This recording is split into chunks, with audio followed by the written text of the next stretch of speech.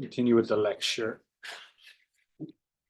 So feel free to continue giving comments. And yeah, as I said, I'll keep that open until tomorrow evening. So feel free to add other comments or say to the colleagues that aren't here. And what I'll do next week is, so it's anonymous, I can't see who posted anything, but I'll summarize the points into pros and cons, and I'll show you a list of what people said, and then I can comment on any changes I can make, if possible, for this year or next year.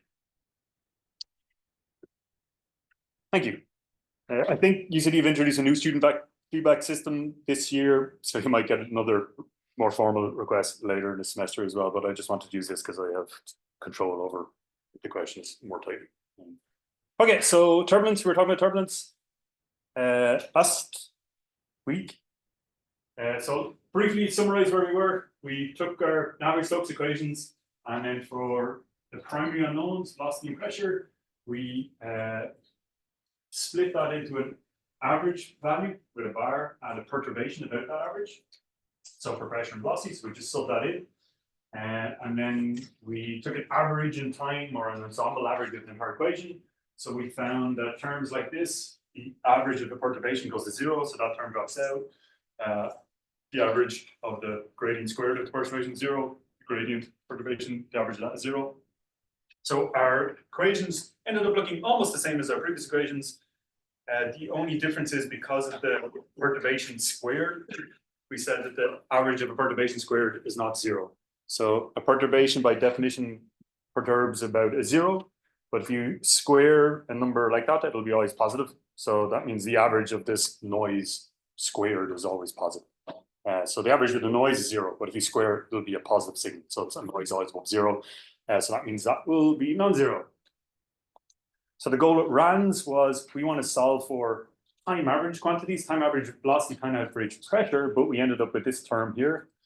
And because it's a divergence of it, and it's like a tensor quantity, it's kind of like a stress. So people term this the Reynolds stress. We've divided across by density here. Sometimes people include the density. I call that the Reynolds stress. So we kind of got up to this point, I think, last week. So this thing is called the Reynolds stress. So to close this system, to be able to solve these RANS equations, these time average or ensemble average equations, we just need to come up with a formula for R, for the Reynolds stress. That's the idea. So there's two broad ways to do that for RANS approaches. One approach is to write an algebraic function. That just means a formula. Write a formula for R, or at least sets of formulas for R. And we want to do that to be a function of the average velocity and average pressure, because they're the things we're solving for. Because if they're a function of something else, we need another formula for that as well. So these are called eddy viscosity models, and we'll talk about one of the classic eddy viscosity models. But there's another approach called Reynolds transport models, which are a little bit more accurate, and that's where you formulate a transport equation, basically a partial differential equation directly for R, and try to determine that and have boundary conditions for R. So that's Reynolds transport models. So in RANS, there's the eddy viscosity models and the Reynolds transport models. Here's just a video I took offline of someone doing a 2D airfoil simulation. So RANS down the bottom. So RANS, as you'll see, that's just a steady state approach, fully steady state. So what you're solving for is just the average, time average velocity pressure, and then any derived quantities. So what's plotted here is vorticity. Vorticity is at each point, how much is the velocity rotating about that point. So it's the curl of the velocity vector, and or its magnitude. So how much is rotating. So it's basically saying the greatest vorticity is at the leading edge and the trailing edge. And this basically means this is where vortices are being generated. So this just gives the time average. So that's just a snapshot of here is the average in time of all the noisy turbulence. So that's what RANS gives you. Let me just skip back. So that's RANS. URANS, unsteady RANS, keeps that DDT term at the start. So it's still averaging in time or in ensemble averaging. It's and this URANS you see can capture large changes in flow or large kind of eddies that are being formed. So URANS, remember, this is like, imagine we ran this experiment 1,000 times. So at each moment in time, we would have a different experimental answer, and just like they'll have noise. So if we average them all at each moment in time, that's what URANS is trying to calculate. So you can see for this type of problem, the true vortices coming off the back will be very noisy, but on average, there's a certain frequency that large structures are coming off, and that's what URANS give you. So it gives you a bit more idea of the time resolution. And then the last one is DDS, or delayed detached eddy simulation. So we talked about LES. So LES, this DDES is like a step towards LES. It's kind of like LES. It's a little bit cheaper. So this is kind of like LES. So this is trying to capture essentially the large eddies. So this is time resolved, really having there's probably a much finer mesh here, a much finer time step, and it's trying to resolve the large eddies. Not the ones down to the Kolmogorov scale, but the ones that are larger where most of the energy is. So you can see the sort of results you get. So sometimes people will run analysis like that, and then they actually will take the average in time, and they can check that against RANS. So in theory, this RANS, if turbulence model is good, should match the time average of that should be the same as RANS. But normally there is differences. So the RANS approach is limited by your how you calculate the Reynolds stress, and you have to make some assumptions around that, how good that is. So how do we calculate this Reynolds stress? We use something called a turbulence model. So a turbulence model is calculating this Reynolds stress. And also there's turbulence models for, we're not going into LES, but turbulence models also include LES style models as well. So one point to hammer home, so turbulence models are engineering approximations. So they're not conservation governing laws. It's not conservation of forces or momentum or mass or anything. These are essentially formulas that smart people have looked at what happens in physics and then try to come up with formulas that are easy to implement in codes that are useful to do calculations. And then they calibrate them, the constants, against experiments. So there's nothing to say that these turbulence models truly will capture what will going on in a new scenario, but there is a large body of research that we know certain turbulence models work well in some scenarios. So just be careful. Turbulence models will not be are just very much approximations. I'm not going to read through all the details of this now. This is just more for reference of some common turbulence models. So we're going to talk about K epsilon. K epsilon is, let's say, a classic RANS model. It's one of the oldest ones. So we'll go through that. And the other ones, like K omega SST, maybe have been derived in some way to overcome some limitation of models like K epsilon. I think K omega SST is the default in Fluent. So if you're not sure what you're doing in RANS, this one is probably not terrible. I think OpenFOAM that we'll go on to will also use K omega SST. But then there's other models. Almaraz was designed for aerodynamics, so they're each designed with different things in mind. And then LES models is Smagorinsky is smaller. So there's loads of them out there, and they're all variants of these ones common.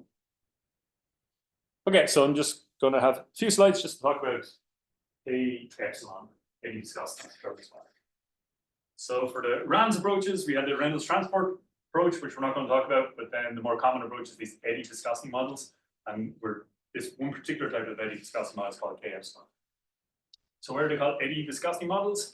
So the idea is for this Reynolds stress, which could take any form, and maybe there's no closed form expression, but the idea is we will represent the effect of this Reynolds stress in terms of an increase in viscosity, essentially apparent viscosity. So the idea here is, imagine you're like a packet of fluid traveling along and you're in a laminar flow, that's fine. The forces you'll have pressure forces, you'll have viscous force, and that affects how you flow. So if you are in now a turbulent flow, so maybe you're in a laminar region, then you go into a turbulent region. If you're looking at the average velocity of this particle, like the mean average, this is what RAN's trying to calculate. When you go to a turbulent region, it's almost like these small turbulent eddies are creating like a force that is pushing you in some direction. That's the idea. So it's like an extra force or resistance. So if you're trying to flow through a laminar region, when you go into a turbulent region, it's like appears more viscous because of all this mixing that at a macroscopic scale, these average velocities and pressures feel like they're being slowed in some way by this more viscous region. So the concept here is that the turbulent regions appear to the macroscopic average flow like regions of locally increased viscosity. That's the kind of idea. So it's not the viscosity of the fluid is just the viscosity of the fluid. That's not changing, but just at the macro scale, it's like the viscosity is increasing for the average flow quantities. So then the way they pose it is this formula is very similar to a Newtonian fluid, the shear stress. So it's like the viscosity by the gradient. And when you extend that to 3D, it's actually the symmetric part of this gradient. So that's just the symmetric part. So this is just like Newton's second law, but they introduce a viscosity which is called a turbulent viscosity. So the idea is this turbulent viscosity, if there's no turbulence, that's zero. So turbulent viscosity is not a physical property of a fluid. It's a characterization of the flow. So it's in laminar regions that should be zero, in turbulent regions, very turbulent regions it'll be high, in very, very turbulent regions very, very high, etc. So it's the local increase in viscosity. So it's going to represent it this way. So in this case, it's not a function of the average pressure, it's just a function of the average velocity.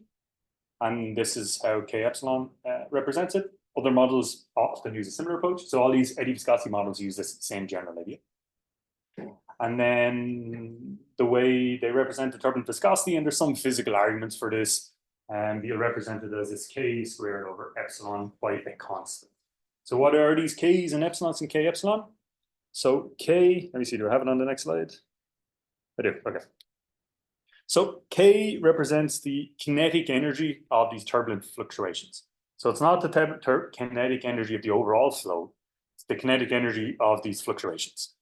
So you can think of it as like the kinetic energy of all these small eddies that we're not capturing with the Rand's approach. So the Rand's approach is capturing the mean streamlines, the average in time, or the ensemble average. But the flow actually has more kinetic energy because of all these small eddies that we're not directly numerically simulating. So this K, for this K epsilon model, the K represents the kinetic energy of those regions. So when we run this simulation and we get our K field, if you look where K is high, that's regions where there's a lot of turbulence. Where it's low, it means there's no turbulence. So it'll be zero in the laminar regions, or it should in theory. So that's K. What's epsilon? So if you remember this turbulent cascade, we have large eddies, they split into smaller ones, the energy, the kinetic energy dissipates smaller and smaller. So at some scale, that turns into heat. So epsilon is the rate at which it's turning into heat, is dissipating. So it's the dissipation of this energy. So wherever epsilon is high, that's where it's turning into heat, if that makes sense. So K is just where the kinetic energy of these fluctuations are, and epsilon is where that's actually being dissipated, where the energy is actually being dissipated. So the K epsilon model is proposed that these two quantities are sufficient to determine the Reynolds stress. And they do use this eddy viscosity approach. And this C mu parameter, this is very much why I mentioned that these are approximate engineering models.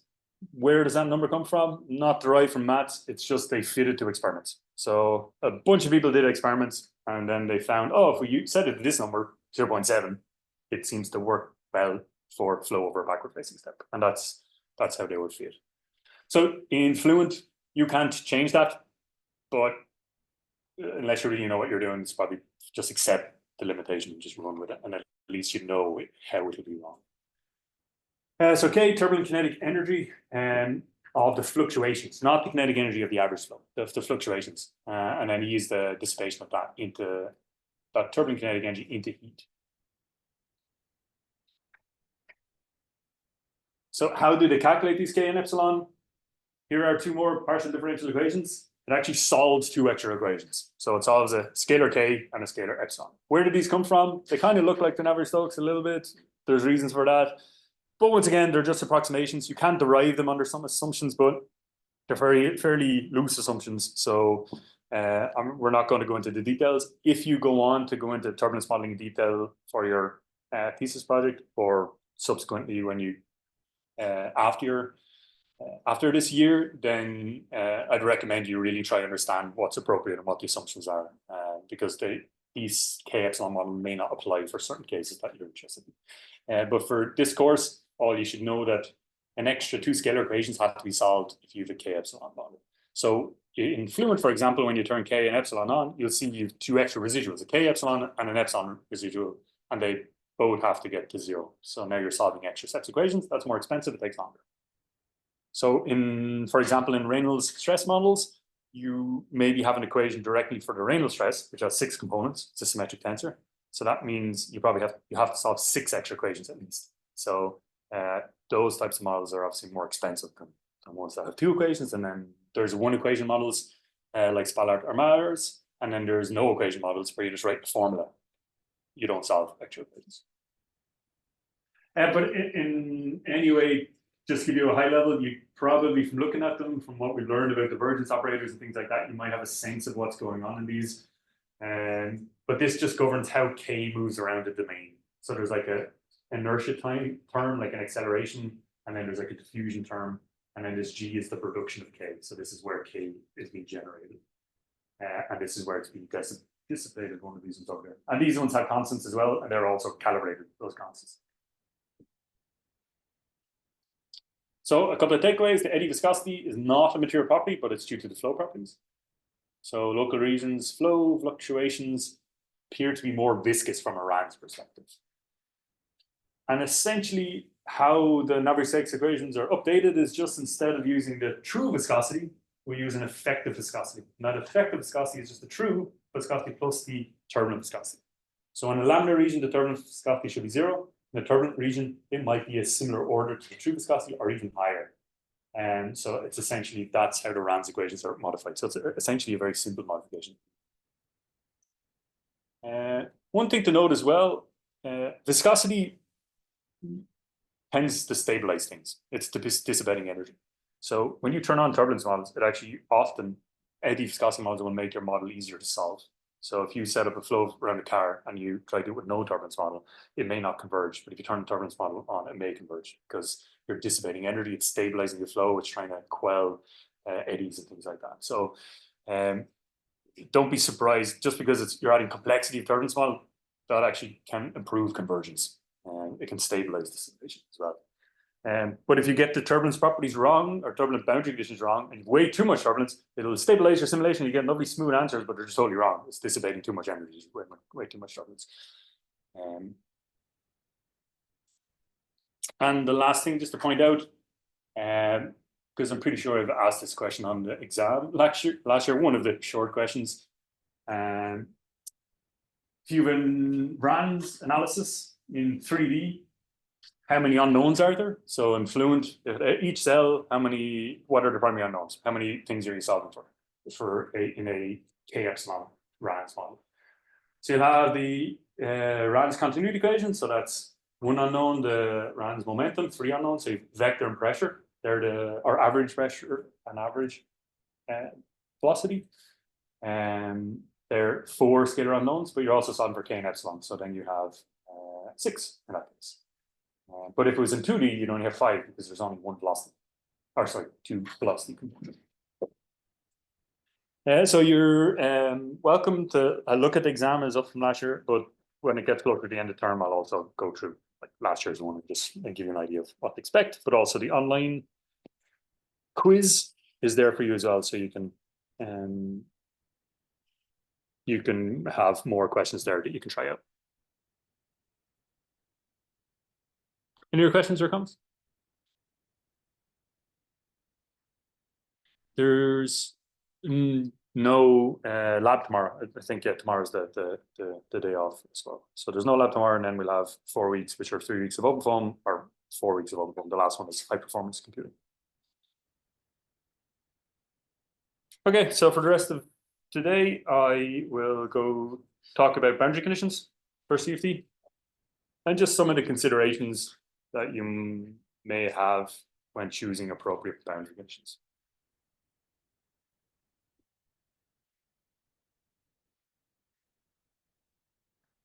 So for the solid mechanics, when we were looking at finite element analysis, we kind of only talked about 2 types of boundary conditions. Either you prescribe the displacement at a boundary, or you prescribe force. So we can kind of generalize that when it comes to CFD, and we can talk about boundary conditions more generally. But the equivalent in fluid mechanics is you can also prescribe a force, like pressure is a type of force, or you can prescribe not a displacement, but maybe a velocity or a pressure. So when choosing boundary conditions, there's various points to keep in mind. So they obviously need to reflect the physical conditions of the case, but also they need to make the case well posed i.e. provide a unique, stable physical solution. So the parallel here with solid mechanics was when we talked about rigid modes, that if you try to do a steady state analysis, but the part can rigidly move, then there's no unique answer. So we had to provide boundary conditions to make that unique. So maybe symmetry planes or fixing a node. So the same problem can happen in fluid mechanics. For certain choices of boundary conditions, they may not provide a unique solution. But there's an extra complication in that we're solving for pressure and velocity. So the boundary conditions should be compatible. So you can't just randomly choose a pressure condition and a velocity condition on the same boundary. They have to be compatible. So at a wall, to make it physically make sense, you would choose a certain combination of those.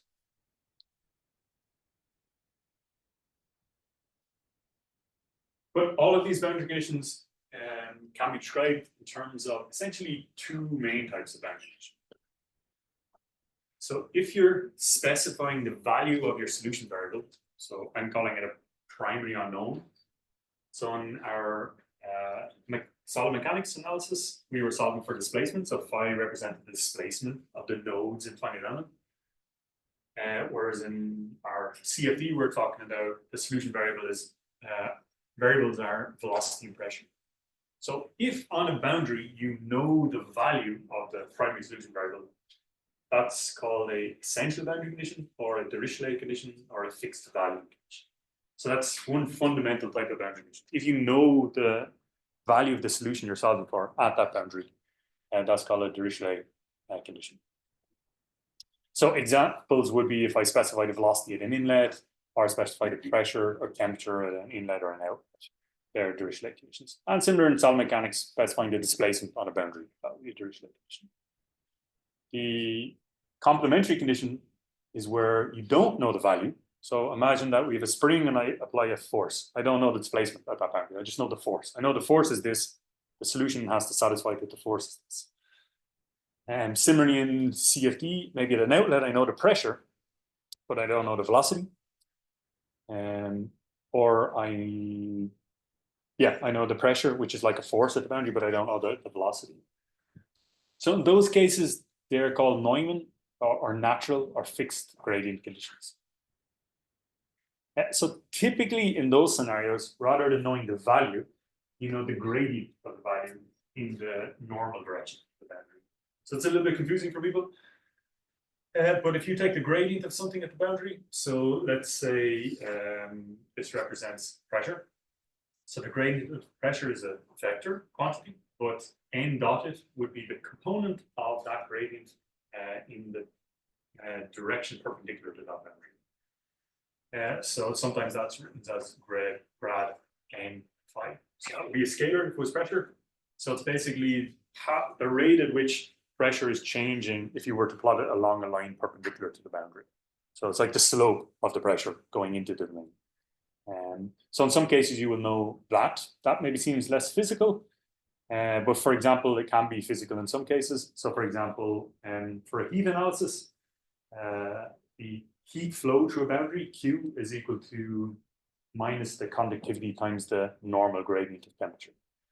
So for an adiabatic condition, that normal gradient temperature should be 0. If it's a known fixed heat flux, it'll be the heat flux divided by the conductivity minus that. So it is physical in some cases. So these are the two fundamental types of boundary conditions, Neumann and Dirichlet. And most, if not all, other boundary conditions will just derive from one of these. There will be a special case of one of these types. So for CFD, there are a few physical boundary conditions that we set up, and they're normally set up in a particular fashion. Where here I'm going to particularly focus on incompressible subsonic flow. So when you go to transonic and supersonic, then you need compressible solvers, and the form of the boundary conditions tends to change to capture the physics more appropriately. So I'm just going to talk about subsonic and incompressible here. So slower velocities. So like flowing a pipe or flow around a car or something like that. So typically for situations like this, for the test cases you've done so far, at the inlet, you will specify the velocity. So I think in these notes, apologies, it's confusing. I think sometimes I use U for velocity. I think I switched to V sometimes as well. I need to make that consistent, but U and V both refer to velocity here. So typically we will know the value of velocity. So that's a Dirichlet condition. So U is just U in is some number. If you were solving for temperature, maybe you know the temperature of the inlet as well.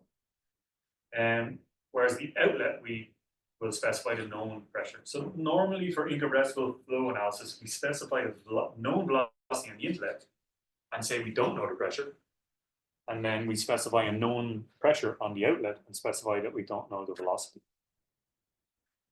But we have to have a boundary condition for each primary unknown on each boundary. So we have to, if we don't know the pressure on the inlet, we have to say something about the gradient. So in this case, there's a Neumann condition for pressure on the inlet, which basically means if we plot the pressure along a line near the boundary perpendicular, that we're saying that gradient of that is zero. So the gradient of pressure into the domain will be zero in this case. And similarly, gradient velocity on the outlet will be zero. Then on a wall, if it's a physical wall and no slip wall, we will say the velocity is zero. No slip means by definition the velocity is zero. So that's fine. That's just like an inlet. And then similar to an inlet, the gradient of pressure away from the wall, we're going to say is zero. If we were solving for temperature, maybe you'd have an adiabatic condition, which means the heat flux is zero, or maybe we know it's a known heat flux. So for inlets, outlets, and walls, that's what we normally do. Just one comment on pressure, and you'll have already seen there's many different types of pressure. So we've formulated our Navier-Stokes equations in terms of a gauge pressure. So by a gauge pressure, we've just taken typically, say, we've taken some reference pressure and our pressures are relative to that. So we'll just say the pressure is zero here at atmospheric pressure. We'll just call that zero.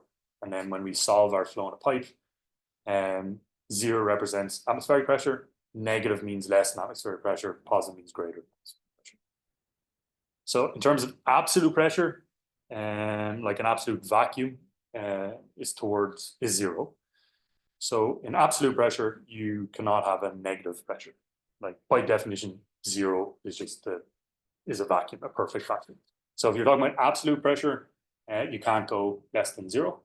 But for gauge pressure, like we're using here, we're just saying, well, atmospheric pressure, and we're just going to say that's our reference zero, and we're going to calculate relative to that. So normally we formulate these equations in terms of in terms of gauge pressure. So it's just relative to some zero. So gauge pressure can be positive or negative, but atmospheric pressure can only be positive.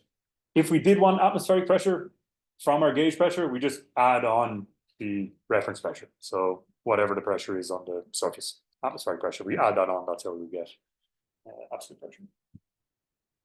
There are some other forms of pressure as well. So differential pressure is just the difference between 2 points. You might talk about the pressure differential between an inlet and an outlet or something like that. So normally you don't formulate the equations in terms of those. So gauge pressure is a type of differential pressure.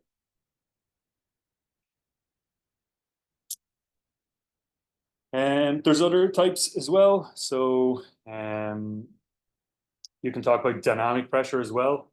So this is more of a measure of energy. So in a moving fluid, then the moving fluid has a certain kinetic energy. So half mv squared or half rho v squared. And so if that fluid came to a sudden stop, its pressure would increase. And that's why we refer to it as pressure. So that's the dynamic pressure in that case. And the total pressure is that static pressure that we're calculating plus the dynamic component as well. And so that can be relevant for some types of boundary conditions. You can specify total pressure as opposed to just the static pressure that we're calculating.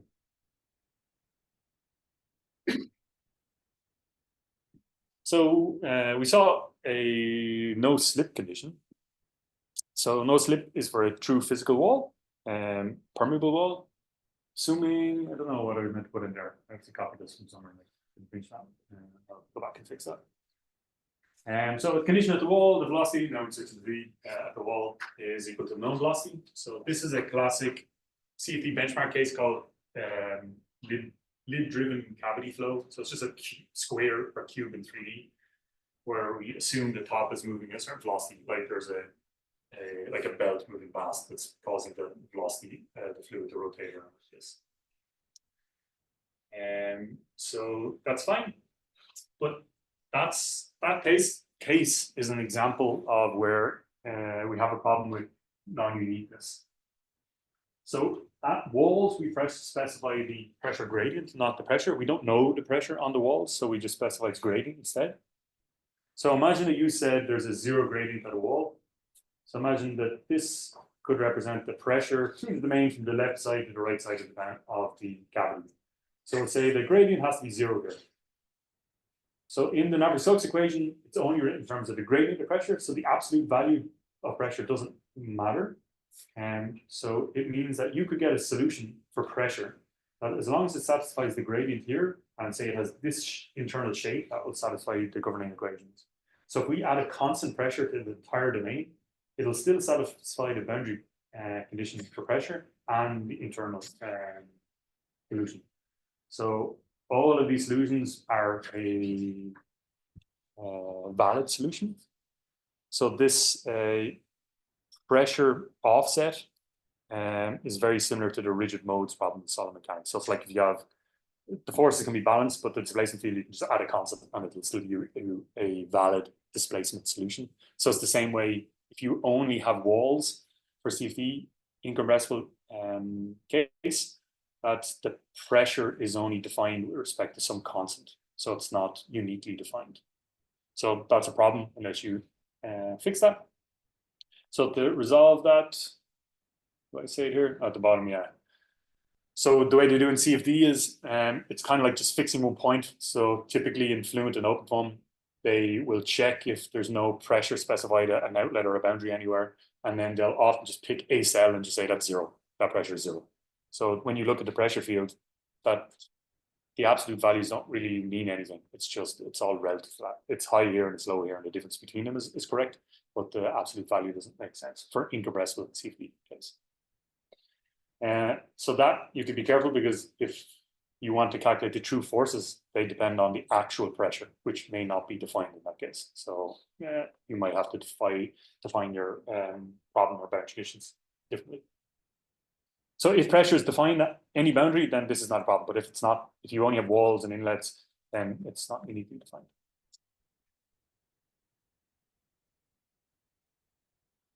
Okay, so slip and no slip.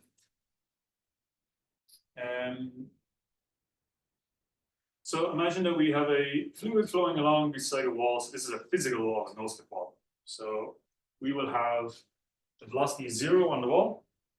So Vx is the component, this x direction, this horizontal direction. And then away from the wall, it's traveling at some V infinity. So because of the wall, that tends to slow down the fluid. So it slows down to 0, and then you get some boundary layer profile. So some profile of the velocity fluid. And if I want to calculate the gradient, the slope at that point, you can calculate the slope right as it hits the wall there. That's the dv, dvx, dy. So that's the slope. So from 1D Newtonian fluid, we can say, well, if I multiply that slope by the viscosity, that gives me the friction on the wall, what's called a shear stress, the wall shear stress. So that gives me a traction force per unit area on the wall. So straight away, you can see that no slip walls, they support a shear stress. By support a shear stress, it means that if the fluid is flowing, the shear stress on the wall, the force on the wall would be non-zero. Okay. So that's dissipating energy. So if you have to push fluid down a pipe, you have to apply a pressure difference due to some pump. But then you're losing energy from all the walls because of the resistance of the walls as you fly down the pipe. So the longer your pipe, the higher the pressure difference, and the smaller the section. So you can see that this slope here, is the wall shear stress on the pipe. And if you imagine the stress on any individual area multiplied by that area, that gives you the force in that area, like a face of cell in the mesh. If you add them all up, you can get the full force. So you can use this wall shear stress integrated or added all up to get the force. So if that's a no slip wall, then if you look at a slip wall, you will have a different situation. So a slip wall is a mathematical concept that's kind of like a symmetry plane. So a slip wall is not a physical wall. It's just a artificial or mathematical concept that sets the mass flow to 0. So a no-slip wall, you can have no mass flowing across it. So it's just like you want to keep the fluid in, but it doesn't slow the fluid down. It has no resistance to the fluid. It's like its coefficient of friction is 0. It's like one way to think of it. So at a slip wall, if you look at the velocity profile, okay, if you get into the main body of flow, it might vary in some way, but near the wall, the gradient is 0. So basically, the flow, as it's moving along, there's no resistance from the wall. So a slip wall doesn't resist the flow in any way. It doesn't slow it down. So by definition, the gradient is 0. So if you multiply that gradient by the viscosity, you'll see by definition the wall shear stress, the friction on the wall is 0 as well. So a slip wall cannot support the shear stress. So there's no force or energy dissipated at a slip wall.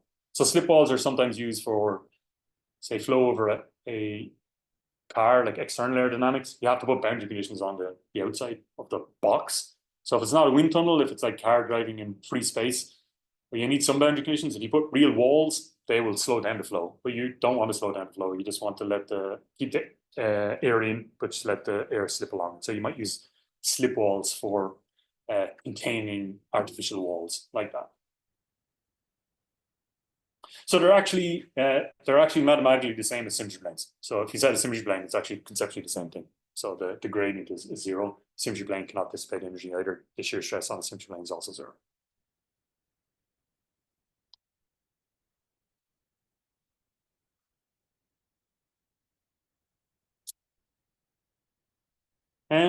Okay, so we've already seen that in fluids, and if you've done fluid, you will have done fluid mechanics courses, and you would have spent time talking about boundary layers. So near no-slip walls, physical walls, they'll slow down the flow, they'll exert a shear stress, or the fluid will exert a shear stress on the wall, so it dissipates energy. And the flow is obviously disturbed by the proximity of walls. So another way to look at a wall, a physical wall, it's where vorticity is generated. So if you have a flow, vorticity, or the rotation, local rotation of the flow, that's actually generated by walls. So if you have a flow with no vorticity, it's only through walls that it actually generates this vorticity. And so we're not going to do it here, but in the Navier-Stokes equations, you can rewrite the momentum equation in terms of a vorticity vector. This is the rate of local rotation, and you could derive how that moves and diffuses. So if you flow over a plate, you'll get the fluid flowing in uniformly. When it slows down here, it's getting a forward turning rotation. So that generates this rotational movement here. And then that's generated. So in terms of like generating turbulence or anything like that, that's generated at the front curve, and then that forms a certain thickness of boundary layer that generates vorticity.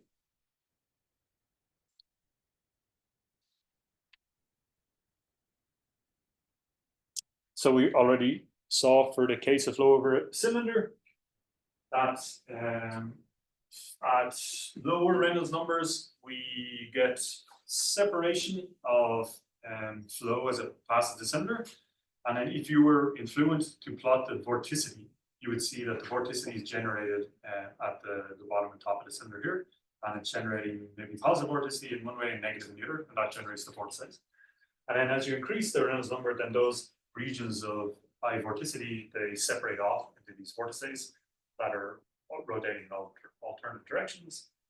And we didn't do it, but if you go to higher Reynolds numbers, now that we've done turbulence modeling, you could go to higher numbers and see that you get turbulence forming, high regions of vorticity and randomly changing vorticity. And then in these higher Reynolds numbers, you get just a large turbulence.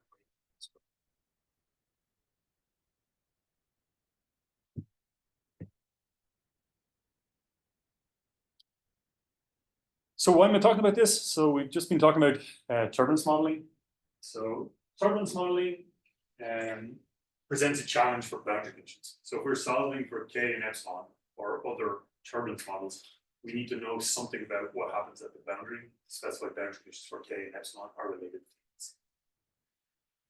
So to do that, we need to think a little bit about what happens at the wall in a turbulent flow. So this wall could represent anything. Could be your helmet from a motorbike case, or wall of a car or wing or something. But generally, you have an incoming flow. It's slowed down as it hits this wall, and then boundary layer starts to form. And then downstream, turbulence might develop if you're at a high enough Reynolds number. And then if you go far enough downstream, you'll have some sort of like quasi-steady state region. And in this quasi-steady state boundary region, very close to the wall, you'll have laminar flow, because the velocity will be zero right at the wall by definition. So very close to the wall, you'll have region of slow moving flow. This might be very thin, or it might be thicker.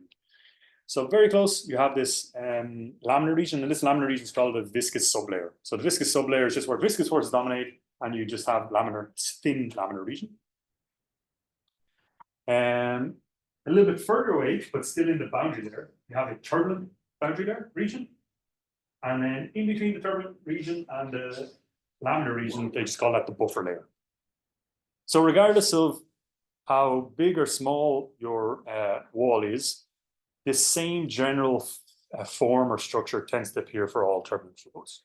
So the idea is we can use that information in some way to specify the boundary conditions properly. So they can generate this universal plot. This is log in the x direction. So y plus represents if y is the vertical distance away from the wall, y plus is a normalized vertical distance. So this thickness might be different for different flows, different Reynolds numbers. So if we normalize it with respect to the dimensions and the energy of the fluid, you get y plus. So y plus is a normalized distance. So it's dimensionless. So this is normalized distance away from the wall, and this is the normalized velocity parallel to the wall. So it's normalized velocity versus normalized distance. So it's like this is the boundary layer profile, but it's on a log plot. That's why it doesn't look like a curve. So within 10, y plus that's less than 10, that's the viscous sublayer, that's laminar. And then greater than maybe like 30 is where you have the inertial sublayer, which is the turbulent sublayer. And then the buffer layer is between 10 and 30. So that general formula experimentally has been verified across many different flows when you normalize everything correctly. So yeah, I'll leave it to Monday to talk about how this is implemented into CQ calls in terms of wall functions. All right, thanks so much.